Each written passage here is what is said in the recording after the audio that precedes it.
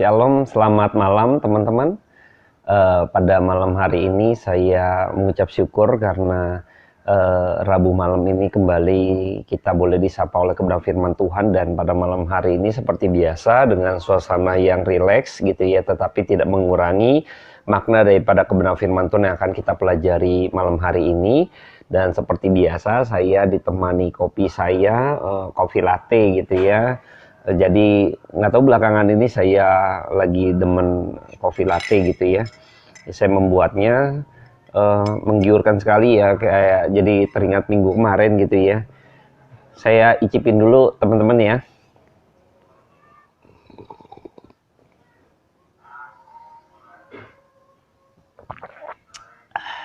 Jadi belakangan ini kita tahu bahwa dalam periode-periode waktu saya bagiin mengenai recovery gitu ya, saya memiliki satu tema-tema tertentu gitu kan, supaya kita mempelajari dengan ya paling tidak nempel-nempel gitu ya, supaya lebih kental sebenarnya gitu ya. Seperti rasa coffee latte saya gitu ya, kental sekali dengan rasa ciri khas latte-nya gitu ya.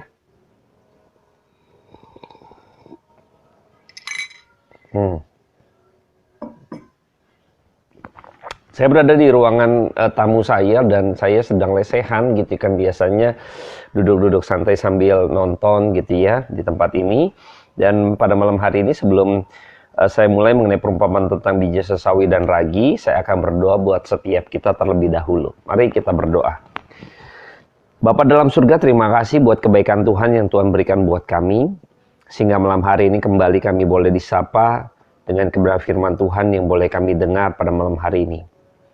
Tuhan tolong kami yang terbatas, hamba-Mu juga yang terbatas, kiranya kuasa Roh Kudus-Mu tak henti-hentinya menyirami kami dengan kemuliaan daripada surga-Mu lewat perkataan yang bersifat kekal, sehingga kehidupan rohani kami makin disegarkan. Kami semakin hari mampu merefleksikan kebenaran firman Tuhan dalam kehidupan kami, sehingga menjadi pribadi yang menyenangkan hati Tuhan. Pimpin waktu ke depan, hamba menyerahkan waktu ini ke dalam tangan Tuhan. Dalam nama Tuhan Yesus Kristus, dengar doa hamba-Mu ini. Amin. Baik teman-teman, saya akan bacakan dulu kebenaran firman Tuhan yang terambil di dalam Matius 13, ayat yang ke-31 sampai 35. Perumpamaan tentang biji sesawi dan ragi. Yesus membentangkan suatu perumpamaan lain lagi kepada mereka, katanya, hal kerajaan surga itu seumpama biji sesawi yang diambil dan ditabur orang di ladangnya.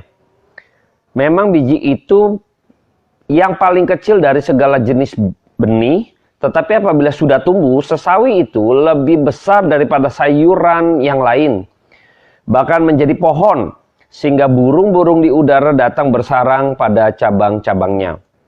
Dan ia menceritakan perumpamaan ini juga kepada mereka, hal kerajaan surga itu seumpama ragi yang diambil seorang perempuan dan diaduk ke dalam tepung terigu 3 sukat sampai khamir seluruhnya.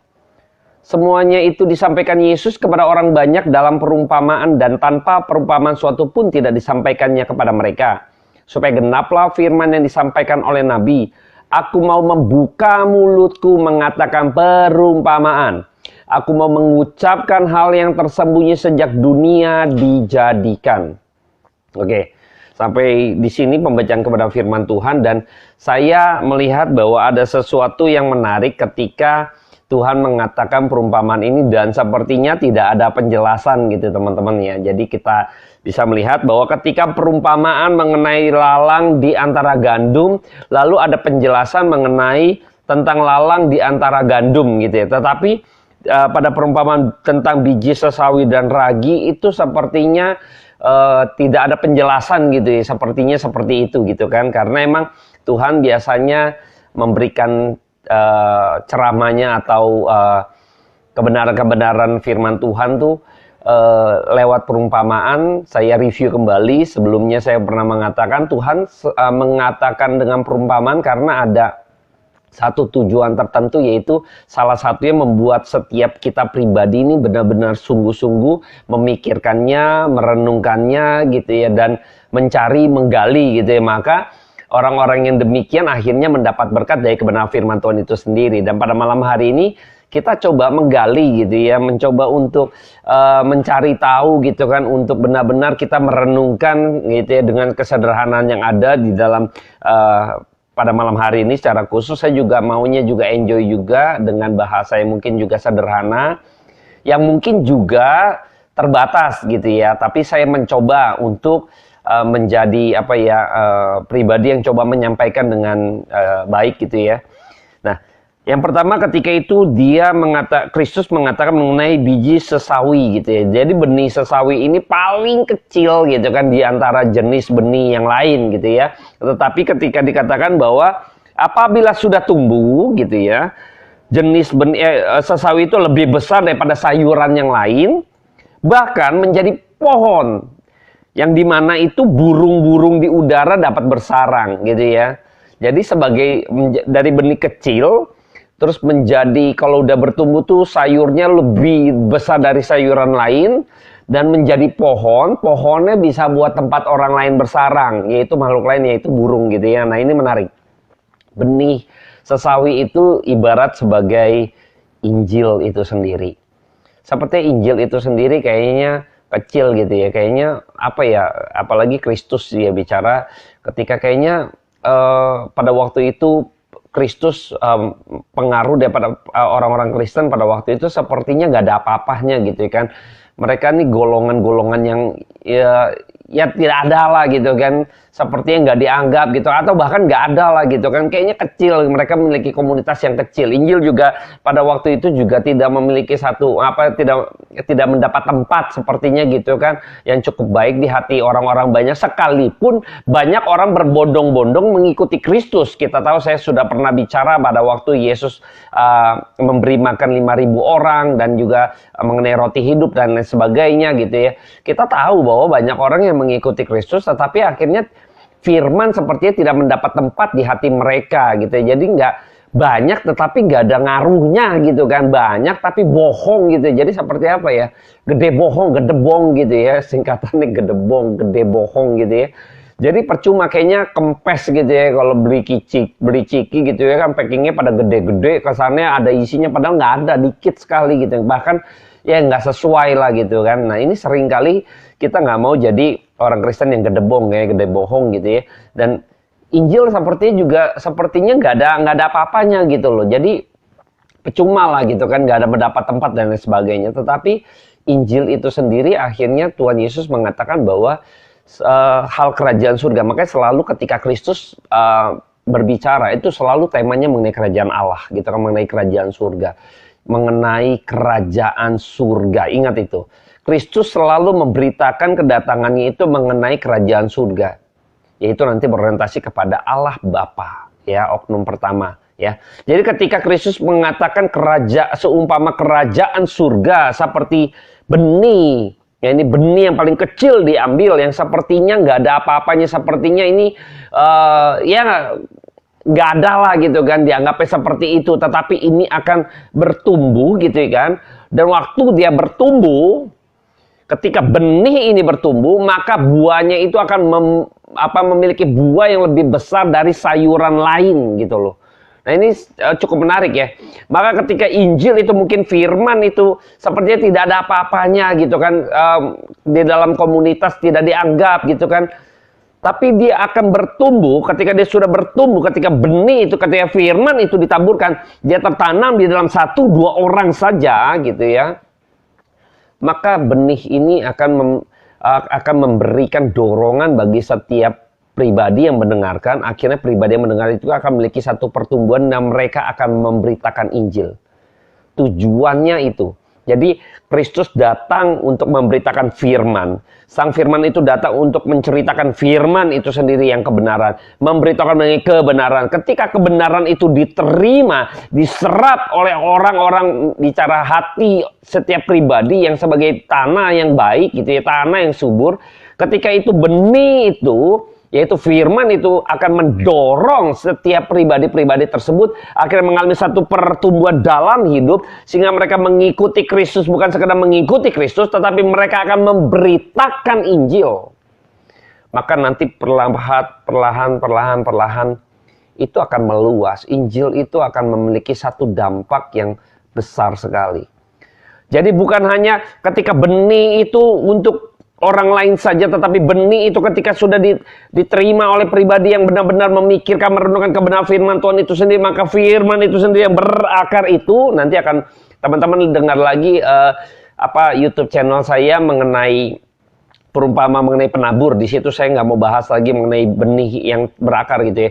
Ya ketika Injil itu berakar dalam diri seseorang gitu kan, mereka mengetahui prinsip-prinsip yang benar dalam hidup ini, maka ketika mereka menjalankan kehidupan ini, mereka menjadi satu pribadi yang akhirnya pribadi yang berkenan di hadapan Tuhan. Ketika mereka menjadi pribadi yang berkenan di hadapan Tuhan, mereka yang akhirnya memikirkan pekerjaan Tuhan, yang mereka akhirnya bergumul untuk mencari kebenaran itu sendiri, bergumul untuk menyenangkan hati Tuhan. Nah di sini makanya akhirnya mereka adalah pribadi-pribadi yang akhirnya bertumbuh lebih besar dari buahnya yang menghasilkan buah tadi ya. Ketika bertumbuh buahnya itu sayuran itu lebih besar dari yang lainnya. Ya akan berlipat-lipat ganda, akan menghasilkan dalam hidupnya itu. Di dalam kehidupannya yaitu apa? Buah-buah pertobatan gitu ya. Buah-buah roh gitu kan, kasih salah satu di dalamnya gitu, sabar dan lain sebagainya gitu ya. Dan ketika itu ada juga buah pelayanan gitu loh. Nah ini paling tidak ada 3 jenis buah ya, buah pertobatan, buah-buah roh gitu kan, dan buah pelayanan. Nah ketika itu mereka didorong oleh Injil itu sendiri, firman itu sendiri, akhirnya mereka mau melayani Tuhan. Ketika itu mereka melayani Tuhan, maka mereka akan menjadi satu tempat atau komunitas yang dimana orang-orang gitu ya, ini perlambangan dari burung-burung yang bersarang ini. Orang-orang itu yang ada di luar sana justru berada di dalam komunitas itu menjadi rumah mereka, menjadi payung mereka, menjadi tempat di mana perteduhan mereka, menjadi tempat di mana ketika mereka ada satu pergumulan atau tantangan yang ini, rumah ini menjadi satu jawaban bagi mereka. Ini harus menjadi pribadi-pribadi yang demikian. Nah ini dampaknya begitu besar dan luas gitu ya. Saya berharap setiap kita memikirkan pemikiran-pemikiran yang demikian gitu ya teman-teman. Jadi ketika kita Injil itu sepertinya nggak berasa mengubah hidup orang. Tidak ada yang mampu mengubah hidup seseorang kecuali firman itu sendiri. Jadi Anda jangan berharap bahwa kita mengubah seseorang itu lewat pendidikan. Saya nggak bilang itu salah gitu ya. Kadang ada nilai-nilai dalam dunia ini yang dunia tawarkan berbeda sekali apa yang diajarkan kepada firman Tuhan. Nah tapi saya nggak bahas itu hari ini gitu ya. Mungkin di beberapa, mungkin next konten gitu saya akan coba mikirkan gitu kan beberapa poin-poin nilai-nilai dunia gitu yang ditawarkan oleh dunia itu belum tentu sesuai dengan kebenaran firman Tuhan. Baik, tapi belum tentu itu sesuai dengan kebenaran firman Tuhan dan belum tentu berkenan di hadapan Tuhan. Nah ketika saya melihat bahwa tidak ada yang mampu mengubah seseorang gitu kan selain daripada Injil itu sendiri. Pribadi seseorang ini begitu kita nih diciptakan sebagai pribadi memiliki tanda petik gitu ya. Satu pengetahuan, satu keinginan-keinginan yang sudah terpenjara oleh keinginan daging gitu ya. Jadi sulit sekali bagi setiap pribadi kita ini yang masih memiliki egosentris gitu ya. Yang karena ada dosa tadi ya, ada kedagingan tadi. Kita nih sulit sekali dan tidak mungkin diubah oleh sistem manapun, baik itu sistem pendidikan yang luar biasa gitu kan, pembinaan penyuluhan yang luar biasa gitu kan, tidak akan pernah membuat pribadi orang akan memiliki satu perubahan secara drastis dan stabil kalau bukan firman itu sendiri. Tidak ada yang mampu mengubah kepribadian seseorang atau membentuk karakteristik seseorang menjadi lebih baik dan stabil selain daripada kebenaran firman Tuhan. Maka firman Tuhan itu mungkin nggak berasa gitu kan, mungkin acukan. Hari ini Anda harus berpikir gitu kan demikian. Justru berkat daripada kebenaran firman Tuhan adalah ketika Anda dan saya memikirkan seperti ini gitu kan, Tuhan Yesus melemparkan perumpamaan lalu kita benar-benar bergumul, lalu kita memikirkan, menggali, lalu kita akan menerima berkat itu yang apa? Akhirnya firman itu mengubah diri kita menjadi pribadi yang lebih baik gitu loh. Menjadi pribadi yang akhirnya menghasilkan buah-buah yang sebagaimana Tuhan inginkan. Tidak ada dan stabil buahnya itu tetap gitu ya. Firman Tuhan di bagian lain juga mengatakan demikian. Kita akan menghasilkan buah dan buah kita itu tetap stabil. Tidak ada Ketika Anda dan saya tahu bahwa orang akan lebih menjadi pribadi yang baik, misalnya salah satu yang saya singgung dikit sebagai contoh, misalnya ketika dia memiliki misalnya katakanlah pasangan hidup gitu kan, lalu dia akan menjadi pribadi yang lebih baik. Tapi ketika dia ada masalah dengan pasangan hidupnya, maka apa? Akan diguncang gitu. Apakah itu yang disebut stabil? Tidak stabil. Contoh lagi misalnya orang akan hidupnya menjadi pribadi yang lebih baik ketika dia memiliki uang lah atau kekayaan gitu kan, dia akan menjadi pribadi yang baik, nggak ngerampok dan lain sebagainya. Enggak juga, banyak orang yang kaya juga akhirnya juga tetap merampok gitu loh, dan nggak stabil gitu loh. Ketika dia kaya dia pikir dia nggak akan berbuat jahat, tetapi nggak juga gitu loh kan, ini nggak stabil. Nah, hal-hal demikian tidak ada yang bisa mengubah selain kebenaran firman Tuhan. Nah, makanya pada hari ini seakan-akan firman itu mungkin sepele di mata dunia, mungkin di mata-mata orang gitu ya. Tapi ketika Anda dan saya benar-benar meneliti itu dan benar-benar itu tertanam di dalam diri kita dan berakar dalam hati kita, maka ini akan menghasilkan effort yang luar biasa, efek yang luar biasa dalam kehidupan pribadi Anda dan saya maupun juga buat orang lain. Bayangkan gitu kan, sampai hari ini akhirnya banyak orang-orang yang akhirnya mau datang kepada kita, misalnya jangan-jangan kita menjadi jawaban gitu loh. Saya berharap gitu banyak orang-orang Kristen yang akhirnya menjadi jawaban bagi setiap pergumulan orang-orang yang ada di luar sana yang kelihatannya tidak memiliki pengharapan. Kenapa? Karena kita memiliki pengharapan itu di dalam Kristus gitu loh. Ini yang membedakan kita dengan dunia. Dan pengharapan dalam Kristus itu bersifat kekal dan bukan sementara gitu loh. Tidak. Bersifat kekal, kebayang nggak? Yang bersifat kekal itu yang nggak labil gitu, sifatnya stabil, dan ini janji Tuhannya dan amin buat setiap kita. Dan akhirnya kalau kita nggak memperoleh pengertian yang benar, maka kita nggak bisa menjadi jawaban atau memberikan pertumbuhan yang sebagaimana mestinya. Nah, ini repot gitu ya, dan kita nggak bertumbuh namanya. Dan saya berharap ketika Anda dan saya mengerti bahwa ternyata biji sesawi ini kebenaran yang harus benar-benar kita pikirkan, bahwa Injil itu harus memiliki dampak gitu loh, bagi kelihatan gitu, pengaruhnya akan kelihatan, dampaknya akan kelihatan. Nah, ini masuk di dalam cerita perumpamaan hal kerajaan surga lagi, ini linear gitu kan, dengan ragi ya, atau 3 sukat sampai kamir gitu kan, tepung dan diaduk gitu. Ragi diambil seorang perempuan. Ini ambil tokohnya menarik ya. Kenapa perempuan ya? Perempuan kan sosok pribadi yang kayaknya rentan, yang rendah gitu, yang kayaknya marginal atau ya terpinggirkan, misalnya kaum lemah lain sebagainya. Justru Tuhan ambil tokoh perempuan. Mungkin komunitas Kristen pada waktu itu, apalagi murid-muridnya gitu ya, Kristus hadir gitu kan, mendapat penolakan gitu kan, bahkan mereka nih dimusuhin lah gitu kan. Nah, orang-orang Kristen pada waktu itu juga seperti pengikut Kristus juga demikian. Seperti mungkin lemah, nggak dianggap gitu kan. Tetapi Tuhan ambil tokoh ini, orang boleh lihat seperti itu gitu kan. Ragi juga kayaknya nggak kelihatan gitu ya, nggak kelihatan loh. Waktu ragi dimasukkan ke 3 sukat tepung terigu itu waktu mau bikin makanan kue gitu yang suka masak gitu kan, lalu dikasih ragi. Kita nggak tahu cara kerja ragi itu waktu dia aduk gitu kan. Ragi itu bekerja secara diam-diam gitu loh. Tahu-tahu begitu sudah jadi makanannya, pas kita makan, nah itu enak, nikmat. Kenapa? Karena ada ragi. Kalau nggak dikasih ragi, itu roti tak beragi gitu, nggak ada rasa teman-teman. Kalau kita berjamuan kudus gitu kan ada roti tak beragi gitu ya. Kita makan tuh nggak ada rasa. Tapi kalau dikasih ragi, itu makanan, itu kue, itu roti itu rasanya enak. Dan enak gitu loh. Jadi karena ada ragi. Jadi memberi satu rasa yang akhirnya kita nggak tahu nih ragi ini kerjanya seperti apa. Demikian pun Injil, firman gitu loh. Bekerja kayaknya kita nggak berasa, begitu Anda baca renungkan firman Tuhan, langsung Anda menjadi pribadi yang menjadi pribadi yang apa kabar? Nggak gitu juga kan. Hari lepas hari kita berasa dibentuk oleh Tuhan, kita menjadi orang yang lebih sabar. Itu kita nggak tahu tuh, kita nggak sadar. Berjalannya waktu akhirnya menjadi pribadi yang suka marah, suka bentak-bentak orang, suka cari kesalahan orang, suka nyalain orang, nyalain keadaan, apapun itu gitu kan. Akhirnya kita bisa menjadi bijaksana, koreksi diri, lihat diri. Nah, ini dari siapa yang kerjain? Sistem pendidikan. Akhirnya sampai stabil gitu ya. Akhirnya kebenaran firman itu sendiri, Roh Kudus itu bekerja lewat firman itu sendiri, akhirnya menegur kita. Kita sadar kita ini lemah, kita ini sadar gitu kan, kita bukan siapa-siapa. Siapa yang menyadarkan ini manusia yang ego begitu rupa, kalau bukan firman itu sendiri. Sama seperti ragi ya, dia kecil dikit gitu ya, dia dikit, tapi 3 sukat itu banyak teman-teman gitu ya.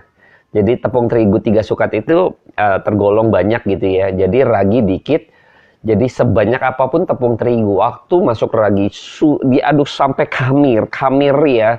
Jadi sampai akhirnya memberi dampak sampai keseluruhan gitu ya.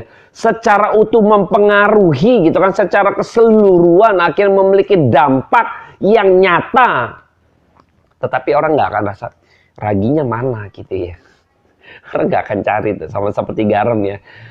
Tuhan Yesus pernah memberikan juga garam dunia dan terang dunia. Garam itu kita nggak bisa pisahkan begitu sudah dicampur gitu kan dengan sayur gitu kan, misalnya cooking gitu kan, masakan, lalu kita tes masakan jadi tambah enak gitu kan.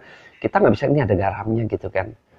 Enggak, karena sudah larut, kita nggak bisa memisahkan itu. Waktu orang makan juga roti itu gitu kan, nah ini raginya nih gitu kan, nggak gitu ya teman-teman ya, benar nggak? Kan nggak gitu, ini raginya nih, jadi kayak isi coklat, ini seleng coklatnya kira-kira gitu, nggak gitu loh. Jadi ragi itu bekerja sepertinya silent gitu, tapi efeknya besar, keseluruhan, berdampak. Hendaknya kebenaran firman Tuhan juga dari sisi internal gitu ya. Kita coba tarik dari sisi dalam kita dulu, tadi linear sebenarnya dengan biji sesawi itu. Dalam tepung tadi, kita harusnya memiliki dampak akhirnya seluruh aspek kehidupan kita,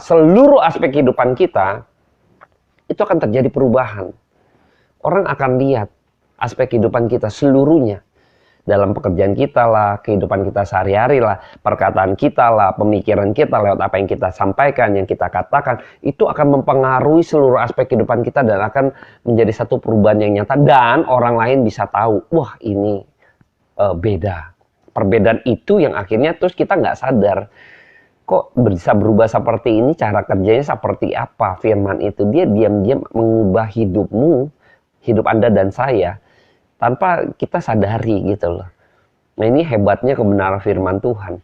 Kalau Anda dan saya merenungkan firman Tuhan, saya yakin dan percaya Roh Kudus akan bekerja, firman itu akan bekerja mengubah pelan dalam hidup Anda. Tetapi Anda harus rendah hati dulu, Anda mau dibajak dulu, Anda mau dikoreksi dulu. Kalau nggak mau dikoreksi susah, Anda keraskan hati. Saya pernah bahas ya mengenai benih yang jatuh di pinggir jalan ya, mengenai bagaimana ketika itu Firaun, saya ambil contoh. Firaun keras hati itu sama seperti batu, sebagai cor-coran gitu loh. Benih yang tanah yang baik itu dibajak hati kita tuh bajak, nggak enak loh teman-teman. Ketika Anda dan saya tahu bahwa tanah yang dibajak itu, kalau Anda jadi tanah itu nggak enak, dihancurin, diaduk-aduk gimana sih, sama seperti Anda dan saya hatinya diaduk-aduk sama nih tadi ya, diadukkan gitu kan, ragi dimasukkan ke dalam 3 sukat tepung terigu, diaduk-aduk gitu kan, diobok-obok gitu kan, waduh nggak enak, perih gitu kan. Kita harus menerima tantangan dalam hati kita orang yang paling sulit, manusia berdosa itu paling sulit melihat kesalahan sendiri. Ya. Ini saya sudah sering juga sampaikan, jadi saya ingatkan saja. Jadi kita tuh paling sulit melihat kesalahan kita. Kita tuh paling bisa dengan cepat dan banyak sekali dan lebih detail melihat kesalahan orang lain ya dibanding kesalahan kita sendiri. Dan seringkali ini terjadi dalam hidup kita yang belum berubah. Manusia yang belum berubah, yang belum berjumpa firman Tuhan, itu nggak bakalan bisa dia ngelihat kesalahan sendiri. Nggak mampu bercermin diri itu nggak bisa gitu kan. Ketika kita mau mengakui kita ini salah, kita ini lemah gitu kan, lalu kita bertobat di hadapan Tuhan. Itu tuh kalau belum kesentuh dengan, kalau bukan pekerjaan Roh Kudus tuh nggak mungkin manusia berdosa demikian. Percaya deh sama saya. Saya bersyukur hari ini kita boleh menerima berkat daripada firman Tuhan, yaitu ketika Anda dan saya merenungkan kebenaran firman Tuhan, akhirnya kita tahu nih bahwa kita ini, firman ini bekerja dalam diri kita tuh yang akhirnya mempengaruhi, mengubah hidup setiap kita gitu kan. Harusnya begitu ya, demikian ya. Itulah perubahan yang terjadi dalam diri kita dan kita diberkati oleh Tuhan tuh lewat seperti ini, hal-hal kekal yang akhirnya Anda dan saya nih dalam kehidupan kita yang sementara, akhirnya ketika perubahan hidup ini terjadi dalam hidup kita dan terjadi nyata dalam setiap perkataan, pemikiran, dan setiap laku kita, maka ini semua akan diperkenan di hadapan Tuhan sampai di dalam kekekalan. Ini yang bisa kita bawa. Duit nggak bisa dibawa. Nah, orang sebutnya pahala gitu ya. Sebutnya pahala, dan ini harta di surga, ngengat karat tuh nggak ada, dan ini yang bisa dibawa. Jiwa Anda dan saya akhirnya berkenan di hadapan Tuhan, dan jiwa Anda kan terangkat ke surga, ini dibawa, yaitu jiwa kita berkenan di hadapan Tuhan. Ini hal yang menakjubkan, yang cuman mungkin kita jarang pikirkan. Jangan pikir kita udah nggak percaya kekekalan, apa iya sih percaya ada kekekalan, tapi ya hanya sekedar begitu saja, tidak memberikan transformasi dalam hidup saya. Emang itu nyata gitu ya, nyata yang sekedar nyata saja, ada yang benar-benar kita sungguh it's real gitu loh, benar-benar nyata, so real gitu. Akhirnya kita mau dalam hidup kita yang sementara ini mengejar itu ya.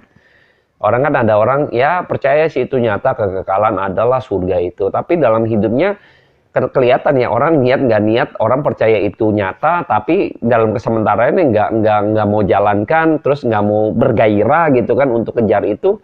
Menurut saya itu orang yang sebenarnya nggak ngerti nyatanya itu kadarnya itu rendah gitu ya. Saya berharap pada malam hari ini kebenaran firman Tuhan yang harus mengubah dalam diri kita ini harus terjadi dalam diri kita umat percaya ya. Nah, yang eksternalnya adalah ketika kita tahu bahwa hidup kita ini harus memiliki dampak mungkin di dalam komunitas kita. Yang tadinya ketika tidak ada pengharapan, akhirnya masuk kita, maka komunitas itu memiliki pengharapan. Ketika dalam satu misalnya rekan kerja kita yang tadinya mereka dengan kebiasaan-kebiasaan, kelakuan-kelakuan yang buruk gitu kan, akhirnya dengan kita masuknya kita mampu mempengaruhi mereka, bukan mereka mempengaruhi kita, tapi kita mampu mempengaruhi mereka sehingga mereka berubah, sehingga kita bisa memberikan dampak yang nyata bagi setiap mereka, sehingga mereka pun ikut dan percaya kepada firman. Dari mana bisa seperti itu? Biar firman itu yang bekerja. Makanya ketika itu murid-murid ketika menginjil kebenaran firman Tuhan, ketika kita tahu waktu Pentakosta, waktu Roh Kudus turun gitu kan, akhirnya Petrus yang murid dan kawan-kawan gitu yang dulunya ketakutan, akhirnya ketika itu mereka berani, ada satu keberanian yang Roh Kudus bekali, yang Roh Kudus tuntun gitu, akhirnya mereka ketika mereka berkhotbah keluar gitu, Petrus gitu kan, 3.000 orang bertobat. Luar biasa bukan? Akhirnya memiliki dampak yang signifikan gitu loh. Memiliki dampak yang besar gitu ya. Dari ini harusnya secara eksternal kita masuk dalam komunitas apapun gitu yang dalam diri kita, hidup kita, mungkin tetangga kita, kiri kanan kita orangnya kurang bersahabat, suka marah-marah, lalu kita tinggal di sana di antara mereka, lalu kita bisa menjadi influence gitu ya, mempengaruhi mereka, akhirnya mereka memiliki persahabatan kita, kasih kita, mengubah hidup mereka. Ini hal-hal yang menarik teman-teman. Ini hal-hal yang menarik. Siapa yang bekerja? Firman. Ketika Anda dan saya menjadi pelaku akan firman itu sendiri, bayangin ya, kehidupan kita menjadi firman yang hidup bagi orang lain. Kehidupan kita di dalam menjalankan sebagai pelaku firman, itu adalah sebagai firman yang hidup bagi orang lain. Saya berharap teman-teman bergumul untuk hal ini. Ketika Anda dan saya bergaul gitu kan, atau apapun gitu ya, berkomunitas, ketika Anda berbicara terus sikap Anda menyikapi sesuatu, meresponi sesuatu, keramahan Anda, perkataan Anda yang akhirnya membangun mereka, bahkan mungkin juga menegur dengan bijaksana, yang penuh dengan kasih, yang bukan berarti asal dia senang didengar, tidak, penuh kasih dalam membimbing mereka. Pemikiran Anda ketika Anda berimpartasi dengan mereka, pemikiran-pemikiran yang akhirnya berdasar pada kebenaran firman Tuhan, itu seperti firman yang hidup sedang menghampiri mereka. Kebayang ya, Anda dan saya, firman Tuhan yang hidup itu yang bersifat kekal, yang kita sekarang bisa berjumpa dan kita bisa pelajari, kita bisa dengar, dan sang firman itu akhirnya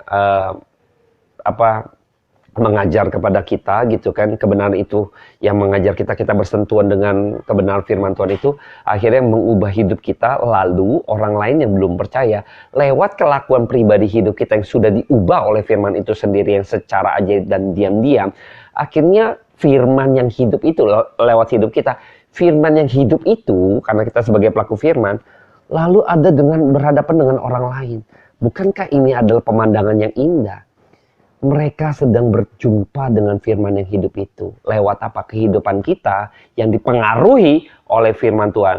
Lewat kehidupan kita yang sesuai dengan kebenaran firman Tuhan. Maka sesungguhnya itu adalah firman yang hidup. Yang sedang berjumpa dengan orang lain.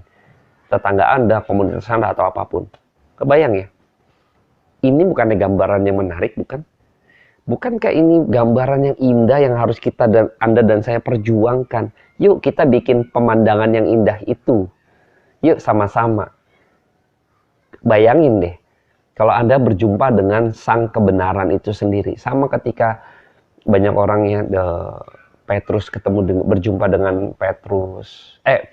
Yesus berjumpa dengan Petrus.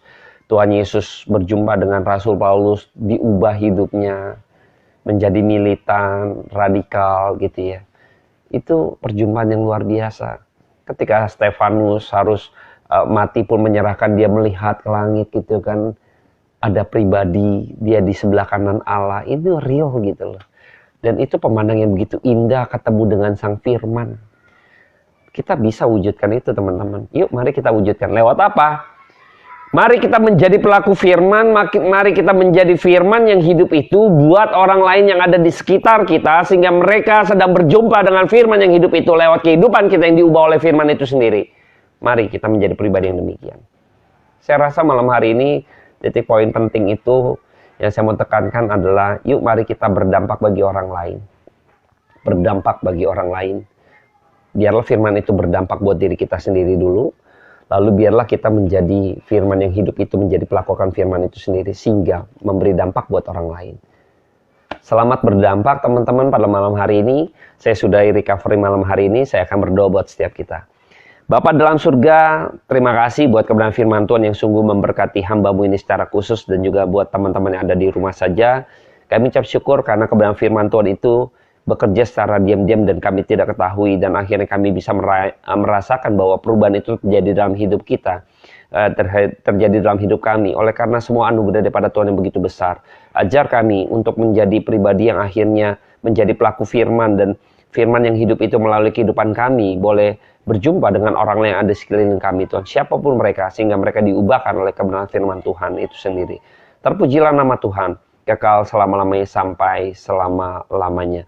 Terima kasih Bapa, diberkatilah kami oleh perkataan-Mu yang bersifat kekal yang mampu mengubah hidup setiap kami menjadi roti yang menyenangkan hati Tuhan, menjadi roti yang begitu sedap untuk dimakan orang lain dan juga oleh Tuhan. Terima kasih Bapa, dalam nama Kudus hamba bernyam syukur. Amin. Oke, terima kasih teman-teman yang sudah berbagian dan sudah mau stay tune. Saya lanjutkan minum kopi latte saya. Selamat berdampak seperti kopi latte saya yang selalu saya kangen ya belakangan ini dengan kopi latte ini.